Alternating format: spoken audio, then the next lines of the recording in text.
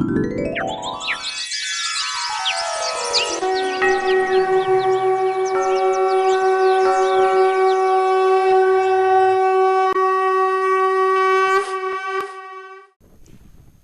सनातन, जय श्री राम।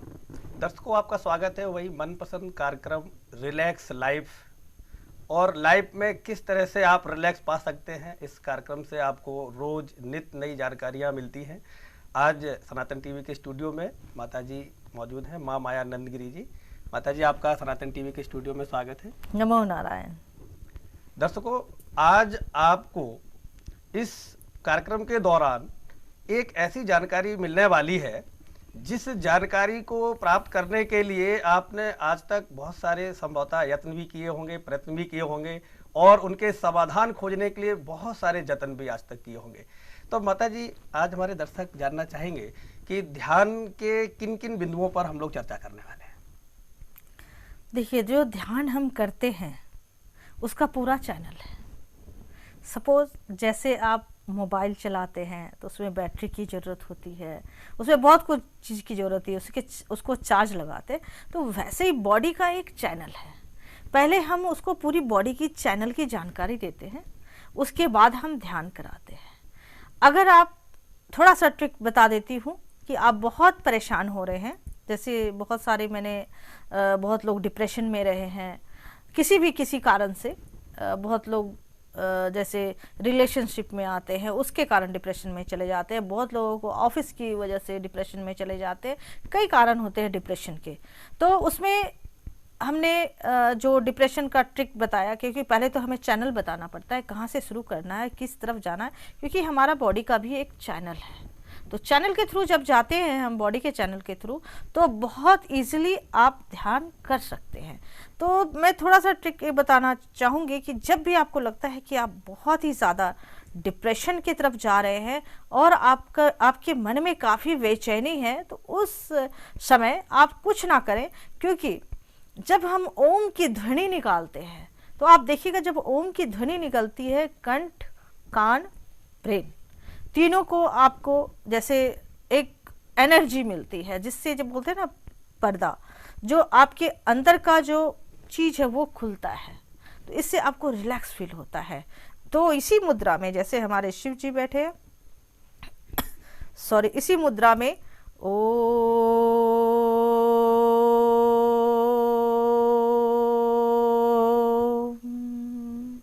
तो दर्शकों, आपने जाना ध्यान की उस विधि के बारे में जो शाश्वत है, सतत है। जैसा कि आपको मालूम है, ध्यान वो प्रक्रिया है जिससे आप अपनी हर उस आवश्यक वस्तु के बारे में, चाहे वो आध्यात्मिक हो या भौतिक हो, अगर आप उसका ध्यान नहीं रखेंगे तो शायद आपको समस्याएं आनी हैं, फिर उसके आपको समाधान भी खोजने हैं।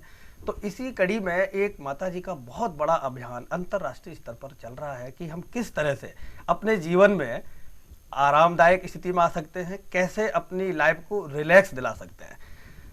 तो माता जी, जैसे अभी हम लोग पीछे अभी गए थे एक स्कूल के अंदर, तो एक बहुत सारी एक समस्याएं बच्चों की तरफ से आई थी जी। कुछ गार्जियंस की समस्याएं आई थी, कुछ शिक्षकों की समस्याएं आई थी, और आपने उनके साथ जो एक इंटरेक्शन किया था, आपका कैसा अनुभव रहा? बहुत अच्छा अनुभव रहा। कुछ बच्चों के काफ़ी सारे सवाल जवाब थे, क्योंकि ये हमारी जो मुहिम है, हर स्कूल में जाना और हर स्कूल के साथ जाके वो मुहिम करना। जैसे दिवाकर मॉडर्न पब्लिक स्कूल था गाजियाबाद में, हम वहाँ गए और वहाँ जाके सभी बच्चों से मिले, सभी तरह के बच्चों से मिले, जो LKG में हैं उनसे मिले, जो अभी अभी नए नए एडमिशन लिए हैं उन बच्चों से मिले। तो बच्चों में एक अलग वो था। और जब हमने बोला बच्चे आप जो है गाली और रूड लैंग्वेज नहीं बोलेंगे, तो बड़े खुश हुए। तो फिर हमने उनको प्रैक्टिकल करके दिखाया। जैसे बच्चे बहुत जल्दी, आप जब उसके साथ प्रैक्टिकल में समझाते हैं, घुल मिल करके बातें करते हैं, हाँ, तो वो बहुत जल्दी समझ में आते हैं। जैसे मैंने एक चॉकलेट का उनको उदाहरण दिया, बेटे अगर आपको चॉकलेट दे दिया जाए, आप जब खाते हो चॉकलेट तो कैसा महसूस होता है? तो बच्चों ने बोला मीठा। उसी प्रकार फिर मैंने बोला अगर आपको मिर्ची खिला दिया जाए तो कैसा अनुभव होगा? तो बच्चों ने बोला तीखा। तो मैंने कहा उसी प्रकार वाणी है, हम वाणी अगर मीठा बोलेंगे बेटे तो बहुत ही अच्छा ये रहेगा, आपके लिए भी अच्छा रहेगा और सुनने वालों के लिए भी बहुत अच्छा रहेगा। आप अपने पेरेंट्स से भी स्वीट बोले, पेरेंट्स का आप सम्मान करें, और आप जो टीचरों का सम्मान करें, अगर आगे पीछे अगर आपको कोई मिला है, अगर कोई रूड बोल रहा है या गालियां दे रहा है, तो उससे भी आपने मीठा बोलना है और उन्हें गाली नहीं देनी है, क्योंकि गाली पोल्यूशन होता है। एक शब्द और मैंने बोला था कि गाली जो होती है, जैसे गंदा नाला है, गंदा नाला के आप सामने खड़े हैं तो उसकी स्मेल कितनी गंदी होती है। बच्चे ने बोला हाँ बहुत गंदी होती है, हम खड़े नहीं हो सकते। मैंने कहा गाली भी वैसे ही बिल्कुल बदबू होती है, उसमें एक पोल्यूशन है। तो आप सोचिए कि शुद्ध वाणी हमें बोलना है। और मुझे एक बहुत ही अच्छी बात लगी राजपूत जी, उनमें से एक बच्चा बोला, मैंने कहा क्या आप अपने पेरेंट्स का सम्मान करते हो? वो बालक ने तुरंत उठ के बोला कि नहीं, मैं कभी कभी अपने माँ पिताजी को रूड बोल देता हूँ, गाली बोल देता हूँ, लेकिन माताजी आज आप आए, सच्चाई स्वीकार कर ली। सच्चाई स्वीकार किया। ये बहुत बड़ी बात होती है। जल्दी लोग, और जो सच्चाई स्वीकार करते हैं वो उसमें जल्दी सुधार। और कुछ बच्चे ऐसे हैं कि कुछ बच्चों से ऐसे भी बात की मैंने जो सच्चाई छुपा रहे थे, लेकिन जब हमने उससे बार बार पूछने की कोशिश की तो वो लगा कि वो कुछ ना कुछ कहीं ना कहीं छुपा रहा है। तो लेकिन जो सच बोल दे देता है तो उसमें 100% है कि वो अपने अंदर को सुधारना चाह रहा है। माता जी, एक सवाल मन में आ रहा है, जब से आपके संपर्क में हम आए हैं, या और भी हमारे साथियों का ये सवाल है, और संभवतः हमारे दर्शक भी ये सवाल सोच रहे होंगे कि एक आपका पूरा जीवन, जो मुझे ख्याल है लगभग 25 साल से जो आपकी एक साधना का सफर है, और आपने जो ये आध्यात्मिक सफर तय किया है, और जो आध्यात्मिक रहस्यों के जो खजाने आपके पास हैं, जो जिसे हम रूहानी खजाने कह सकते हैं, उनको जब आप व्यवहारिक स्तर पर उतारते हैं तो कैसा आपको अनुभव होता है, या किस तरीके से वो क्या प्रक्रिया होती है? क्योंकि विशुद्ध अध्यात्म से एक जुड़ा हुआ व्यक्तित्व और विशुद्ध व्यवहारिक स्तर पर आकर के उसको सामंजस्य और समन्वय की स्थिति में ला करके अगर कोई एक मुहिम शुरू करता है, एक अंतर्राष्ट्रीय स्तर पर शुरू करता है, तो निश्चित तौर से ये समाज के लिए भी बहुत अच्छी बात है। सबको इसको प्रमोट करना चाहिए, सबको इसमें जुड़ना चाहिए। आपको कैसा लगता है जब भी करते हैं? देखिए, मुझे ऐसा लगता है कि हमने बहुत सारी तपस्या की है, बहुत साधना की है।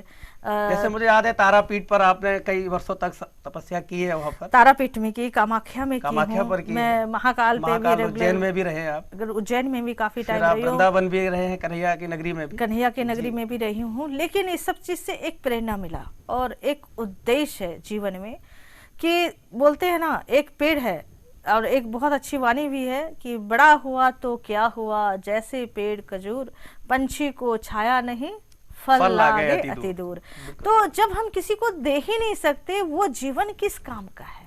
ईश्वर ने जीवन दिया है तो किसी के लिए जीना है, और जीने के साथ साथ हम कुछ ना कुछ उसमें सुधार ला सके। क्योंकि सृष्टि में ईश्वर तभी आता है जब बिल्कुल अत हो जाती है। तो कुछ ना कुछ महापुरुष आते हैं, उनका कर्तव्य बनना चाहिए कि हम कुछ जो कुदरत का दिया हुआ है, ईश्वर का दिया हुआ है, उसे हम संभालें और उसमें कुछ ना कुछ हमारा योगदान हो, और हम चल के करेंगे। तो आप सोचिए, अगर हम 200 लोगों को समझा रहे हैं, उनको सही मार्गदर्शन कर रहे हैं, तो उसमें 50 तो अच्छे जरूर निकल आएंगे। चूँकि मेरे पास कई कॉल आए और उन्होंने हमसे भी ये जानकारी प्राप्त करनी चाहिए कि राजपूत जी, आप ये बताइए कि जो ये कार्यक्रम रिलैक्स लाइफ अभी आपका शुरू हुआ है, इसमें हमने देखा कि जो चर्चा आप लोग करते हैं विशुद्ध आध्यात्मिक चर्चा होती है, और उसके व्यवहारिक पहलुओं पर आप चर्चा करते हैं, तो एक अपने आप में एक अनोखा प्रयोग है। दर्शकों, आप इस समय जो टीवी स्क्रीन पर नंबर देख रहे हैं, अगर आपको ऐसा लगता है कि आपके मन में भी कुछ इस तरह के सवाल आ रहे हैं जो आप जानना चाहते हैं माता जी से, उनका हल या उसके बारे में माता जी के विचार, और जिससे आप अपनी उन जो आ रही उत्कंठाएं उनको शांत कर सकें, तो आप चल रहे टीवी पर जो स्क्रीन पर नंबर है, इनको डायल करें और आप फ़ोन करके सीधे माता जी से जुड़ सकते हैं। अपॉइंटमेंट लेकर के आप मिल भी सकते हैं। तो माता जी, एक बात हम और जानना चाहेंगे, दर्शक भी शायद ये जानना चाह रहे होंगे कि जब आप कामाख्या पीठ पर थे जी, वहाँ पर बहुत सारी ऐसी जो कुरीतियाँ हैं जिनका आपने खंडन किया है। कई चैनलों पर हमने आपका प्रोग्राम देखा है, जब उस तरह से कोई एक चीज़ लेकर के कोई गलत दिशा में लेकर जा रहा है, एक साधु के भेष को लेकर के गलत तरीके से गलत दिशा में एक समाज को संदेश जो जा रहा था, उसको भी आपने कई बार अपने उन प्रयोगों के द्वारा और अपने संदेशों के द्वारा उनको तोड़ा है, उनका खंडन किया है। तो उस समय क्या ये व्यवहारिक अवस्था आई उसकी वजह से ये जो स्वरूप में देख रहे हैं हम लोग? व्यवहारिक तो मैं बहुत पहले से हूँ, समाज के लिए मैं बहुत पहले से ही कार्य कर रही हूँ। पहले छोटे लेवल पे करती थी, जो हमारी कैपेसिटी थी उसके अनुसार करते थे। या हम ये कह सकते हैं कि उस जो एक महात्मा का या एक साधु का, एक संत का जो एक असली मकसद होता है कि अपने अनुभव के द्वारा समाज को कुछ लाभान्वित देखिए, कराना। संतों का कार्य यही है कि समाज में कार्य करना, ना कि हम ईश्वर बन के बैठ जाएं। हमारा कार्य है कि हम लोगों के लिए कार्य करें। संत रूप क्यों बनाया गया है कि हम समाज के बीच में जाएं, अगर कुछ कूटनीति हो रही है तो उसमें जाके हम उसमें समाज सुधार कर सके। क्योंकि ईश्वर ने अगर आपको जन्म दिया है, जरूरी नहीं कि आप बिल्कुल डीपली जाके आप बिल्कुल, बहुत ऐसे संत हैं कि बिल्कुल बैठे हुए हैं, तपस्या कर रहे हैं, वन में तपस्या कर रहे हैं। लेकिन एक बड़ी तपस्या तो ये भी है, आप बोलते हैं क्या, किसी का जीवन उद्धार कर रहे हैं, ये भी बहुत बड़ी तपस्या है। अभी एक दर्शक का अगर आप चाहें तो एक सवाल है, मुझे ध्यान है, उसने फ़ोन करके हमारे से पूछा था, तो हमने कहा अगर संभव हुआ तो आज के कार्यक्रम में हम उसे शामिल करेंगे जी।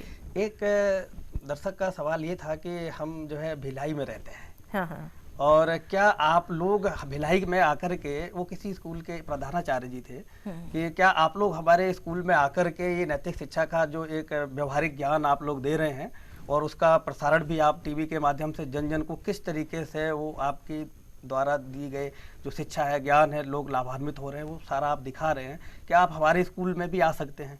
बिल्कुल, हर स्कूल में हमारा मिशन है कि हम हर स्कूल में जाएंगे। जो बच्चे ट्रैक से बाहर हो गए आज के दौर में, बच्चे लोग, क्योंकि बोला गया है कि बच्चे जो है आज देश का भविष्य है, वो बच्चे आज कहाँ जा रहे हैं किसी को उसकी परवाह नहीं है। चाहे वो पेरेंट्स है, पेरेंट्स भी उतनी परवाह नहीं कर रहे हैं। पेरेंट्स भी, कई पेरेंट्स को ऐसा देखा है कि बच्चे पढ़ के आते हैं, वो कई दिन तक अपने पेरेंट्स से नहीं मिल पाते। खास करके लंदन में आप देखिएगा, लंदन में हमारी जो मुहिम चलती है तो एक हफ्ते पेरेंट्स अपने बच्चों से नहीं मिलते, वो बच्चे क्या करके आ रहे हैं, क्या नहीं किया, बच्चों के करीब नहीं जाते। वो बच्चे क्या हो जाते हैं कि बाहर अपना प्यार ढूंढते हैं, गलत सर्कल में पड़ जाते हैं। आप देखिएगा वो बच्चे ड्रग्स में चले जाते हैं। और जब उस बच्चे से मेरी बात होती है, जब उस बच्चे का मैं काउंसलिंग करती हूँ, वो बच्चा यही कहता है कि हमने तो आज तक जाना ही नहीं कि माँ क्या होती है, पिताजी क्या होते हैं। तो ये बहुत बड़ी भूमिका होती है बच्चों को। जब छोटा बच्चा होता है, उसके साथ उस टाइम से लेके जब तक बच्चा 25 साल 20 साल तक का नहीं हो जाता है, माँ का दायित्व होता है कि वो बच्चों के पीछे साए की तरह रहे, वो क्या कर रहा है, क्या एक्टिविटीज हो रही है, और उसे संस्कार जरूर सिखाएं। अच्छा, अभी उनका एक दूसरे साथी हैं, उनका एक शंका थी या एक उनके मन में उत्कंठा थी, एक जिज्ञासा थी जानने की कि क्या ऐसा संभव है, जैसे वो इंडस्ट्रियलिस्ट हैं, एक औद्योगिक उनका अपना हाँ, आपने चर्चा है, की थी मुझसे, तो आपको शायद ध्यान होगा, मैं पीछे भी आपसे बात कर रहा था। वो ये चाहते हैं कि क्या आप हमारे इंडस्ट्री में विजिट करके जो हमारे एम्प्लॉयज़ हैं, क्या उनको भी कुछ ऐसी टिप्स दे सकते हैं जिससे उनकी जो बहुत सारी तनावग्रस्त वाली स्थितियाँ होती हैं उनसे वो निपट सकें?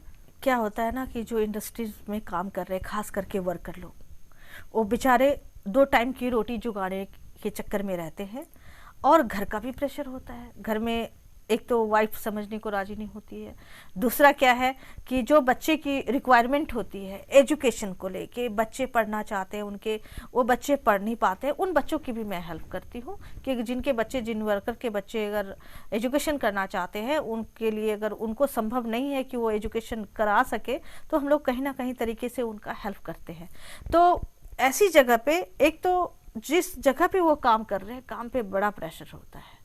और एक चीज़ देखा है, एक मैंने आपको बताते हैं, इंडस्ट्रीज है मुंबई में, अलीबाग में, वहाँ पे अलीबाग में जो बड़ी बड़ी जाल्स बनती है उसकी कंपनी थी। जब मैं वहाँ पे गई और जब काउंसलिंग करने के लिए और उनको मेडिटेशन ध्यान करने के लिए बिठाया, तो बहुत लोग रो पड़े बेचारे, खाना नहीं खाते। सबसे पहले तो मैं इंडस्ट्रीज को बोलूँगी कि उनका जो लंच टाइम होता है उनको जरूर दें, ठीक है, लंच टाइम आप दें, वो जानवर नहीं है, इंसान है। उनकी जो ड्यूटी होती है वो 12-12 घंटे कंटिन्यूस काम करें। जी मेरा अभी प्रोडक्शन जाना है, आपने कंटिन्यूस काम करना है। तो क्या होता है, बेचारा तनाव में काम करते हैं, फिजिकली जुड़े हुए हैं उसके साथ, और घर जाते हैं तो तनावग्रस्त जाते हैं, भोजन नहीं मिला जहाँ पर होता पति है, पत्नी दोनों ही अगर कार्य करते हैं तब वहाँ तो बच्चों की और भी स्थिति खराब हो जाती है। तो उन बच्चों के लिए भी काउंसलिंग करती हूँ। तो आप ये देखिए कि जब वो बेचारा इतना ज़्यादा प्रेशर होता है उस कंपनी में, बॉस समझने को राजी नहीं होता, और वो कंपनी के लोग इतनी ज़्यादा मतलब तनाव में होते हैं कि वो क्या काम करें, कहीं ना कहीं मिस्टेक कर बैठते हैं। जब मिस्टेक हो जाती है तो उसमें भी बवाल होता है। तो वो थोड़ा सा उन्हें भी रिलैक्स की ज़रूरत है, क्योंकि इतना सारा बर्डन, इतनी छोटी सी नन्ही सी जान है, क्योंकि आत्मा तो बिल्कुल छोटा सा एक प्रकाश में है। और बोलते हैं ना कि जैसे एक पानी का स्वरूप होता है, आप अगर मटके में डालें तो उसका आकार ले लेता है, और अगर आप ग्लास में डालें तो ग्लास का आकार ले लेते हैं। आत्मा तो एक ही समान है, बिल्कुल बिल्कुल एक बिंदु के समान है। Welcome to relax life. पिछले पड़ाव में हमने जाना यूपी पुलिस का हाल कि किस तरह से वो स्ट्रेस से रिलीव करते हैं अपने आप को। अब हमारे ये पड़ाव आ पहुंचा है दिल्ली पुलिस की एसीपी सुरेंद्रजीत कौर जी के साथ। वो आज हमारे साथ रिलैक्स लाइफ प्रोग्राम में हैं बात करने के लिए, और वो अब हमें बताएंगे कि वो माया माँ नंदगिरी जी के साथ कब से जुड़ी हैं और किस तरह से वो अपनी लाइफ को स्ट्रेस फ्री बना रही हैं। मैं बताना चाहती हूँ कि जो माँ माया नंदगिरी जी के साथ मुझे जुड़े हुए काफ़ी साल हो गए, 10-12 साल से मैं इनकी फॉलोअर रही हूँ। और दिल्ली पुलिस की लाइफ जो है ये बहुत स्ट्रेसफुल लाइफ है। इसमें हमेशा चैलेंजेस हम लोगों के लिए काफ़ी ज़्यादा होते हैं, जिसकी वजह से हम दिन रात काम करते करते अपने आप को मेंटली बहुत ज़्यादा स्ट्रेस फील करते हैं, और इतना थका हुआ मेंटल टायर्डनेस की वजह से हमारा जो फिजिकल वर्क है वो भी सफ़र करता है, और हम काफ़ी अपने आप को टायर्ड फील करते हैं। तो मेरे जैसे ही मुझे पता लगा कि माँ माया नंदगिरी जी ने ये अपना नया प्रोग्राम शुरू किया है जिसमें वो स्ट्रेस रिलीफ के लिए सबको जो मेडिटेशन कराती हैं, तो मैंने इनको फॉलो करना शुरू किया। इन्होंने मुझे बहुत अच्छे अच्छे टिप्स दिए और बताया कि किस तरीके से दिन रात मैं जब भी कोई इस तरह से अपने आप को टायर्ड फील करती हूँ तो मैं फट से इनके बताई हुई जो एक्सरसाइज हैं उनको करती हूँ, जिसमें प्राणायाम है इसमें, और अनुलोम विलोम सिखाती हैं, साथ में जो हमारा और भी मेडिटेशन जो पर्टिकुलरली है, मेडिटेशन से जो है बिल्कुल अपने आप को लगता है कि 10 मिनट बाद ही अपने आप को बहुत रिलैक्स हो जाता है, और लगता है कि अब काम करने की क्षमता जो है वो काफ़ी बढ़ गई है, और फिर अपनी ड्यूटी को ठीक तरीके से हंसते हुए अंजाम देते हैं।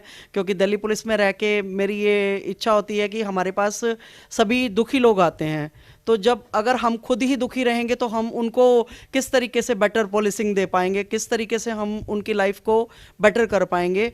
उनको सुख देने के लिए, उनकी प्रॉब्लम्स को दूर करने के लिए हमारा खुद का जो हमारे अंदर खुद के अंदर पेशेंस होना बहुत ज़रूरी है, ताकि हम उनको अच्छे तरीके से सुन सकें, उनको उनकी प्रॉब्लम्स को हम दूर कर सकें। तो वो तभी होगा जब हम फिजिकली फिट होंगे, रिलैक्स होंगे, हम मेंटली बिल्कुल इतने स्ट्रांग होंगे कि हम ये सब चीज़ें कर सकेंगे। तो वो मैं जब से माँ माया नंदगिरी जी के सानिध्य में आई हूँ, इनके सानिध्य में रह के मुझे ये सब चीज़ों से इतना ज़्यादा रिलैक्सेशन है कि मैं अपने आप को बहुत ही, अपनी लाइफ को बहुत ही बेटर फील करती हूँ, और आगे भी मैं इनके साथ इनको फॉलो करती रहूँगी। और जिसमें मैं ये सभी व्यूअर्स को ये कहना चाहूँगी कि वो इनको फॉलो करें और अपनी लाइफ को बहुत ही रिलैक्स करें, ताकि इस भीड़ भरी ज़िंदगी में इतनी प्रॉब्लम्स के साथ बहुत ज़्यादा स्ट्रेस होता है, लाइफ में बहुत सारी प्रॉब्लम्स हैं जिनको कि हम दूर नहीं कर सकते, कई बार चाहकर भी दूर नहीं कर सकते। तो उसको हम किस तरीके से ओवरकम करेंगे और किस तरीके से हम इनके द्वारा बताए हुए सारी जो मेडिटेशन है उससे हम अपनी प्रॉब्लम्स को कितना छोटा कर सकते हैं, वो ये हमें सारा सिखाती हैं। तो मैं चाहती हूँ कि सभी लोग इनको फॉलो करें और इनकी जो शिक्षाएं हैं उनको ग्रहण करें और अपनी लाइफ को स्मूथ, रिलैक्स और बहुत ही अच्छा बनाएं, ताकि वो जितनी भी लाइफ जिएं वो क्वालिटी लाइफ हो। ये मेरा कहना है सभी के लिए है। Thank you ma'am. तो जाना आपने कि दिल्ली पुलिस की एसीपी सुरेंद्रजीत कौर जी किस तरह से माँ माया नंदगिरी जी के सानिध्य में आई और उन्होंने अपनी लाइफ को बनाया स्ट्रेस फ्री, और अब वो जी रही हैं रिलैक्स लाइफ। दर्शकों, रिलैक्स लाइफ आप देख रहे हैं कार्यक्रम, और चैनल है सनातन टीवी, और संभवतः बहुत सारी समस्याएं जो आपके मन में आज तक उमड़ घुमड़ के आ रही थी मस्तिष्क में और आपको परेशान कर रही थी, संभवतः कुछ गुत्थियां आपकी सुलझ गई होंगी और आगे की चर्चा में कुछ गुत्थियां सुलझेंगी, ऐसी आशा है हमें। माता जी, हमारे दर्शक ये जानना चाहेंगे कि रिलैक्स लाइफ में आगे जो मुख्य हमारा उपक्रम है ध्यान शिविर का, हाँ, ध्यान शिविर का है, मैं चाहती हूँ जो लोग टेंशन लाइफ जी रहे हैं, 90% जो मैं आज की डेट में देख रही हूँ, 90% लोग टेंशन में हैं। बहुत कम लोग जो हैं बिना वो जो जिस चीज़ को समझ रहे हैं कि हमें टेंशन नहीं लेना है और डिप्रेशन में नहीं जाना है। तो ये जो लाइफ है, ऐसे देखते हुए ये मैंने मुहिम आज से 15 साल पहले स्टार्ट किया है और ये ज़्यादातर लंदन में काफ़ी डेवलप हो चुका है। और मैं चाहती हूँ कि मैं हिंदुस्तान की हूँ, यहाँ भी लोग इसका फ़ायदा उठाएं जैसे वहाँ पे लोग फ़ायदा उठाएं। और मैं हर क्षेत्र में जाऊँगी, ज़रूरी नहीं है मुझे उस झुग्गी झोपड़ी में भी जाना है जहाँ के बच्चे लोग कुछ ना कुछ सफ़र कर रहे हैं, उन्हें भी एक अच्छी ज़िंदगी देनी है, उनको भी काउंसलिंग करना है, उसे भी ध्यान सिखाना है और अच्छा जीवन बिताने के लिए आगे उसको प्रेरणा प्रेरित देनी करना है, है। प्रेरित करना है। अच्छा, जैसे अगर कोई साधक या हमारा वो जिज्ञासु दर्शक अगर ये चाहे कि हम ध्यान की प्रक्रिया को आपके वार्ता करते करते उसको अपनाएं, तो क्या खास बिंदु उसे ध्यान रखना चाहिए? क्योंकि विस्तार से तो जब आपके पास आएगा, मिलेगा, सारी तभी- विधियां सीखेगा, तभी सीख सकता है। नहीं, हमने अभी एक- टीवी के माध्यम से अगर हम उसको क्या संक्षेप में बता सकते हैं कि क्या मुख्य वो चीज़ें हैं जो उसे मोटे तौर पर ध्यान रखना चाहिए ध्यान के वक्त, और उसको अपने आप में रिलैक्स अगर पाना है तो जो हमारे साथी हैं इस समय, जो खुद ही हमारे दर्शक हैं सनातन टीवी के, जब वो कार्यक्रम इस समय देख रहे हैं या रेगुलर जब वो देखते हैं तो इस कार्यक्रम से हमेशा जुड़े रहें, तो ऐसी क्या खास बात इसमें होगी या क्या ऐसा हम उन्हें अभी बता सकते हैं कि अगर वो इस तरह से कुछ टिप्स को अपनाएं तो उनको कुछ रिलैक्स फील हो सकता है? कुछ ऐसा उपक्रम हम लोग बता सकते हैं क्या? देखिए, ऐसा है कि इसकी तो थोड़ी सी लंबी प्रक्रिया है। बिल्कुल बिल्कुल, क्योंकि विस्तार मैंने से तो मिलने के बाद ही संभव है। क्योंकि हल्का सा कुछ brief ना बताना कुछ चाहें? चैनल है, आपको जैसे मैंने बताया जी, कि उसकी प्रक्रियाएं होती है, ना कि आपने आंखें बंद कर ली और ध्यान कर लिया, इससे आपका संभव नहीं है कि आप ध्यान में आपको करा सकूं। जब आमने सामने होंगे तो सारी चीज़ें बता सकती हूँ, क्योंकि जब हम आंखें बंद करते हैं और ध्यान सिखाते हैं आपको, तो क्या होता है जब आप हमारे समक्ष नहीं होते, आपको ध्यान करवा रहे हैं लेकिन आपका माइंड जो है भटक रहा है, तो मैं एक छोटी सी चीज़ें बताऊं कि सिर्फ सुबह उठ के और वातावरण बिल्कुल स्वच्छ होना चाहिए, शांत वातावरण होना चाहिए, वहाँ पे एक आसन लगाएं और एक प्रकाश का ध्यान करें और लंबी लंबी सांस लें और छोड़ें, कम से कम 20 मिनट्स। उसके बाद ओम आकार का ध्वनि 20 मिनट्स करें। उसके बाद खड़े हो जाएं, खड़े होके हाथ को यूं यूं मले और बिल्कुल ठंडा शीतल जल से अपना मुख को धोएं। ये प्रक्रिया कंटिन्यूस करें, इससे देखिएगा आपको जरूर कुछ ना कुछ लाभ जरूर होगा। तो दर्शकों, आप देख रहे हैं रिलैक्स लाइव, और आपको लगता है कि इस कार्यक्रम के लिए आपके पास कोई सुझाव है, इसके अलावा आप चाहते हैं इस कार्यक्रम का हिस्सा बनना, इस कार्यक्रम में जुड़ना अपने सवालों के माध्यम से, अपनी जिज्ञासाओं के माध्यम से, तो इस समय जो भी स्क्रीन पर नंबर चल रहे हैं आप उनको नोट कीजिए, डायल कीजिए और अपना समय निर्धारित कीजिए और आकर के किस तरह से आप लाइव को रिलैक्स कर सकते हैं, वो क्या क्या प्रक्रम है, क्या क्या उपक्रम है, क्या क्या विधियां हैं, क्या क्या रीतियां हैं, आप उनसे ज़रूर रूबरू होइए, उनकी जानकारी हासिल कीजिए और लाभान्वित होइए। माता जी, एक चीज़ और एक दिमाग में एक हमारे प्रश्न आ रहा है, बहुत देर से सोच रहा था करूं या ना करूं, रेलिवेंट है या नहीं, लेकिन मुझे जहां तक लगता है कि इस समय जो दौर चल रहा है इसमें बहुत ज़्यादा कलह है। कल हम लोग शायद वहाँ चर्चा कर रहे थे पशुपतिनाथ से जो आए हाँ, हुए तो थे, अभी कलह उन्होंने भी एक बात कही कि जो कलयुग का जो समय है इसमें कलह के दौर से गुजर रहा है। तो ये कलह युग ही है ना। तो किस तरह से ये कलह परिवार में या एक दफ्तर में या एक किसी ऐसी जगह पर उत्पन्न होता है और वो फिर तनावग्रस्त करता है, क्या आप हमारे दर्शकों को बताना चाहेंगे? देखिए, अभी जो कलयुग चल रहा है ये कलह युग चल रहा है। जी, घर घर में कलह होना, ऑफिस में जाइए वहाँ कलह है, पॉलिटिक्स में जाइए उधर कलह वहाँ है, कलह है। और अगर आप पुलिस लाइन में जाइएगा वहाँ कलह है। इतनी कलह पहले नहीं हुआ करती थी, इतनी टेंशन नहीं हुआ करती थी। तो ये कलयुग का चरण है, एक कलह चरण इसको एक बोलेंगे। जीवन है, तो जीवन के विभिन्न सोपान है और विभिन्न सोपानों से गुजरते हुए हमें अपने गंतव्य तक पहुंचना है, और हम किस कर्म के लिए इस मानव योनि में आए हैं, हम उसे नहीं अगर जानते हैं, तो हमारा जो ये रिलैक्स लाइफ का कार्यक्रम है, जिसमें जो ध्यान की प्रक्रिया है, इससे संभवतः आपको वो जानकारी भी मिलेगी।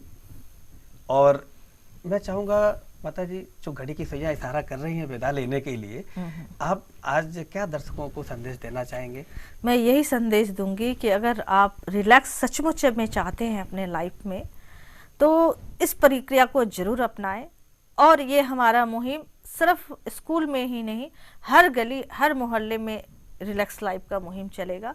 और मैं कोशिश करूंगी जो हमने पाया है वो आपको जरूर हम समर्पित करेंगे, जिसके जरिए आप अपने लाइफ को रिलैक्स कर सकते हैं। तो दर्शकों, माता जी से आपने बहुत अच्छी जानकारी प्राप्त की कि लाइफ को किस तरह से पूर्ण शांति में परिवर्तित कर देना है, किस तरह से रिलैक्स लाइफ जीनी है।